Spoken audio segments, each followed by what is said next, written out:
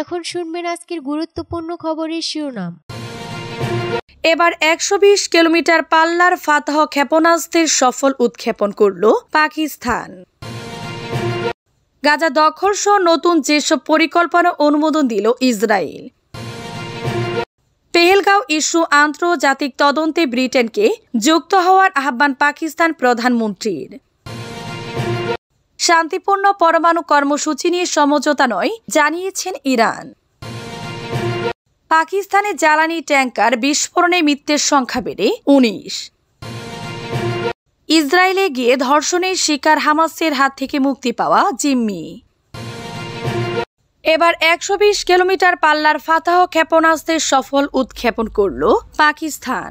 পাকিস্তান আজ সোমবার ১২০ কিলোমিটার পাল্লার একটি ক্ষেপণাস্ত্রের সফল উৎক্ষেপণ করেছে। ফাতাহ সিরিজের এই ক্ষেপণাস্ত্র ভূমি থেকে ভূমিতে আঘাত আনতে সক্ষম। চলমান এক্সট সিন্ধু নামের সামরিক মহড়ায় প্রশিক্ষণের অংশ হিসেবে এটি উৎক্ষেপণ করা হয়েছে। পাকিস্তানের আন্তঃবাহিনী জনসংযোগ পরিদপ্তর ISPR এক বিবৃতিতে এ তথ্য জানিয়েছে। এমন এক সময় ক্ষেপণাস্ত্রটি উৎক্ষেপণ করা হলো যখন ভারত নিয়ন্ত্রিত কাশ্মীরের পেহেলগামে বন্দুক হামলার পর পারমাণবিক শক্তিধর প্রতিবেশী দেশ দুটির মধ্যে উত্তেজনা দেখা দিয়েছে। ISPR বলেছে এই উৎক্ষেপণের লক্ষ্য ছিল সেনা সদস্যদের অভিযানের প্রস্তুতি নিশ্চিত করা, পাশাপাশি ক্ষেপণাস্ত্রটির উন্নত নেভিগেশন সিস্টেম বা নির্ধারিত পথে নির্ভুলভাবে গন্তব্যে আঘাত আনতে পারে কিনা তা যাচাই করা ও নির্ভুলতা পরিমাপ করা। সেনাবাহিনীর শীর্ষ কর্মকর্তা, কৌশলগত প্রতিষ্ঠানগুলোর বিজ্ঞানী, প্রকৌশলী এবং সংশ্লিষ্ট কর্মকর্তাদের ফাতাহ ক্ষেপণাস্ত্রের উৎক্ষেপণ প্রত্যক্ষ করেছেন। Chairman joint chiefs of staff committee ও সেনাপ্রধান উৎক্ষেপণের অংশ নেওয়া সেনা সদস্য, বিজ্ঞানী ও প্রকৌশলীদের অভিনন্দন জানিয়েছেন। গাজা দখল সহ নতুন যেসব পরিকল্পনা অনুমোদন দিল ইসরায়েল। ফিলিস্তিনের গাজায় সামরিক অভিযানের পরিসর বাড়ানোর পরিকল্পনার অনুমোদন দিয়েছে ইসরায়েলের নিরাপত্তা বিষয়ক মন্ত্রিসভা। এর মধ্যে রয়েছে ফিলিস্তিনি ভূখণ্ড দখলের বিষয়টিও। আজ সোমবার দেশটির একজন কর্মকর্তা এ তথ্য জানিয়েছেন। এরই মধ্যে গাজায় অভিযান সম্প্রসারণের পরিকল্পনার অংশ হিসেবে হাজার হাজার সংরক্ষিত সেনা সদস্যকে তলব করেছে ইসরায়েল। ইসরায়েলের নিরাপত্তা বিষয়ক মন্ত্রিসভার দেশটির প্রধানমন্ত্রী বেনিয়ামিন নেতানিয়াহু সহ বেশ কয়েকজন মন্ত্রী রয়েছেন। তারা সর্বসম্মতভাবে এই পরিকল্পনার অনুমোদন দেন। ইসরায়েলের এক কর্মকর্তা বলেছেন, অনুমোদন পাওয়া পরিকল্পনার মধ্যে রয়েছে গাজা উপত্যকা দখল, যেখানে দখল করা এলাকাগুলো নিজেদের নিয়ন্ত্রণে রাখা এবং গাজার বাসিন্দাদের উপত্যকার দক্ষিণে সরিয়ে নেওয়া। ইসরায়েলের কর্মকর্তার ভাষ্য মতে পরিকল্পনায় হামাসের বিরুদ্ধে শক্তিশালী হামলার বিষয়টিও রয়েছে, তবে হামলার প্রকৃতি কেমন হবে তা বলা হয়নি। পেহেলগাঁও ইস্যু আন্তর্জাতিক তদন্তে ব্রিটেনকে যুক্ত হওয়ার আহ্বান পাকিস্তান প্রধানমন্ত্রীর।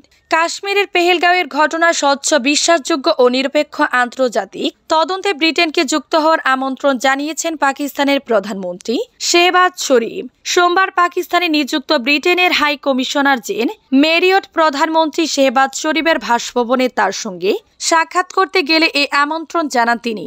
বৈঠকে ব্রিটেনের হাই কমিশনারের সঙ্গে পেহেলগাঁওয়ের ঘটনার পরবর্তী দক্ষিণ এশিয়ার বিরাজমান পরিস্থিতি নিয়ে আলোচনা করেন শেহবাজ। কোনো প্রমাণ ছাড়াই পাকিস্তানের উপর দায় চাপানোর চেষ্টা কঠিনভাবে প্রত্যাখ্যান করেন তিনি। পাশাপাশি স্বচ্ছ ও নিরপেক্ষ আন্তর্জাতিক তদন্তের কথা পুনর্ব্যক্ত করেন পাকিস্তান প্রধানমন্ত্রী। উল্লেখ্য, ভারত অধিকৃত কাশ্মীরের পেহেলগাঁওয়ে গত ২২ এপ্রিল হামলা চালায় একদল সন্ত্রাসী। এতে এক নেপালি পর্যটক সহ মোট ২৬ জন নিহত হন। এই ঘটনাকে কেন্দ্র করে ভারত পাকিস্তানের মধ্যে চরম উত্তেজনা বিরাজ করছে। দুই দেশের যুদ্ধের দ্বারপ্রান্তে রয়েছে। ওই হামলার পর কোনো তদন্ত ছাড়াই পাকিস্তানকে দোষারোপ করেছে ভারত। পাকিস্তান তাদের এই দাবি প্রত্যাখ্যান করলে ভারত সিন্ধু পানি চুক্তি স্থগিত করার ঘোষণা দিয়েছে এবং কূটনৈতিক সম্পর্ক সীমিত করেছে। পাল্টা প্রতিক্রিয়া দিয়েছে পাকিস্তান। দেশটি জানিয়েছে, সিন্ধু নদীর পানি আটকে দিলে তা যুদ্ধের উস্কানি হিসেবে বিবেচনা করবে না। সূত্র পাকিস্তান অবজারভার, RI নিউজ। শান্তিপূর্ণ পরমাণু কর্মসূচি নিয়ে সমঝোতা নয় জানিয়েছেন ইরান। ইরান আবারও যুক্তরাষ্ট্রের সাথে পরোক্ষ আলোচনার বিষয়ে পরিষ্কার বার্তা দিয়েছে। তেহরান জানিয়েছে কোন বিষয় নিয়ে আলোচনা হবে আর কোনটা থাকবে বাইরে। দেশটি বলেছে তেহরানের শান্তিপূর্ণ উদ্দেশ্যে পারমাণবিক শক্তি ব্যবহারের আইনি অধিকার রয়েছে। ইরানের পররাষ্ট্র মন্ত্রণালয়ের মুখপাত্র ইসমাইল বাঘাই সোমবার তেহরানে তার সাপ্তাহিক সংবাদ সম্মেলনে বলেছেন, আমাদের অবস্থান এবং যে নীতিগত কাঠামোর অধীনে আমরা মার্কিন যুক্তরাষ্ট্রের সাথে আলোচনায় প্রবেশ করছি তা অপরিবর্তনীয়। তার ভাষায় যা স্পষ্ট তা হলো পারমাণবিক শক্তির শান্তিপূর্ণ ব্যবহার সম্পর্কে ইরানের নীতিগত অবস্থান একটি আইনি অধিকার। কেউ কেবল তার বাধ্যবাধকতা মেনে নেওয়ার জন্য কোনো চুক্তির পক্ষ হতে পারে না। বাঘাইয়ের মতে ইরানকে চুক্তির সুবিধাও পেতে হবে। তিনি ইরানের পারমাণবিক শক্তি সম্পর্কে কিছু ভ্রান্ত যুক্তি প্রত্যাখ্যান করেছেন। তার দাবি যার কোনো বৈজ্ঞানিক বা বাস্তব ভিত্তি নেই। পারমাণবিক অবিস্তার চুক্তির এনটিটি সদস্য হিসেবে ইরান ইউরেনিয়াম সমৃদ্ধ করার অধিকার সংরক্ষণ করে। ওমানের মধ্যস্থতায় ইরান ও আমেরিকা 12 ও 19 এবং 16 এপ্রিল ওমানের রাজধানী মাস্কাট এবং ইতালির রাজধানী রোমে 3 দফা আলোচনা করেছে, যার লক্ষ্য ইরানের পারমাণবিক কর্মসূচি নিয়ে একটি চুক্তিতে পৌঁছানো, তেহরানের উপর থেকে নিষেধাজ্ঞা প্রত্যাহার করা।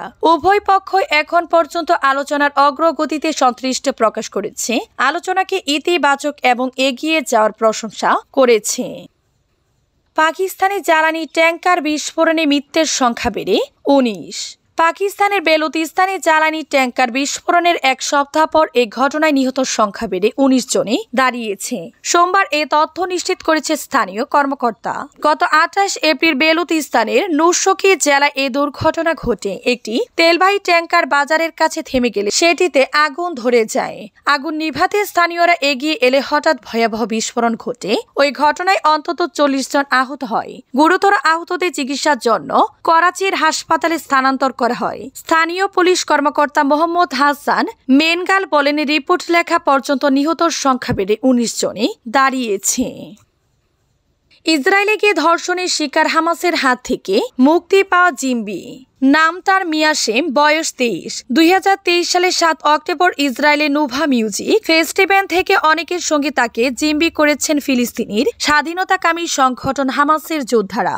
এরপর দীর্ঘ যুদ্ধের পর আন্তর্জাতিক দেন দরবারের পর হামাসের হাত থেকে মুক্তি পান মিয়াশেম, কিন্তু দেশে ফেরার পর ধর্ষণের শিকার হয়েছেন তিনি। বিভিন্ন সংবাদ মাধ্যমের প্রতিবেদন থেকে এ তথ্য জানা গেছে তাকে ধর্ষণ করেছে ইসরায়েলের সুপরিচিত একজন ব্যক্তিগত প্রশিক্ষণ ও সামাজিক যোগাযোগ মাধ্যমের ইনফ্লুয়েন্সার। মিয়াশেম একজন ফরাসি বংশোদ্ভূত। ইসরায়েলি ধর্ষিত হওয়া সম্পর্কে তিনি সংবাদ মাধ্যমকে বলেন, এটা আমার জীবনের সবচেয়ে বড় আতঙ্ক। জিম্মি দশা থেকে মুক্তি পাওয়ার পর নিজ দেশে এই ঘটনা ঘটিয়েছে আমার সঙ্গে, যেখানে আমার সবচেয়ে নিরাপদ থাকার কথা। মিয়াশেম জানান তাকে ধর্ষণ করা হয়েছে গত মাসে। তারপর থেকে তিনি মানসিক যন্ত্রণায় কাতর। এই যন্ত্রণা কাটিয়ে ওঠার জন্য চেষ্টা করছেন। তিনি বলেন, আমি এই কাহিনী বলতে এসেছি, আমার একটি দুর্ঘটনা ঘটিয়েছে। তারপর থেকে নিজের ঘরের মধ্যে আমাকে বন্দী করে ফেলেছে। চরম মানবিক অস্থিরতা আছে। দিন শেষে আমি একজন নির্যাতিতা, আমি আহত। ধর্ষণের জন্য তিনি দায়ী করেন তার ব্যক্তিগত প্রশিক্ষককে। তার বয়স 30-এর কোঠায়, তবে তার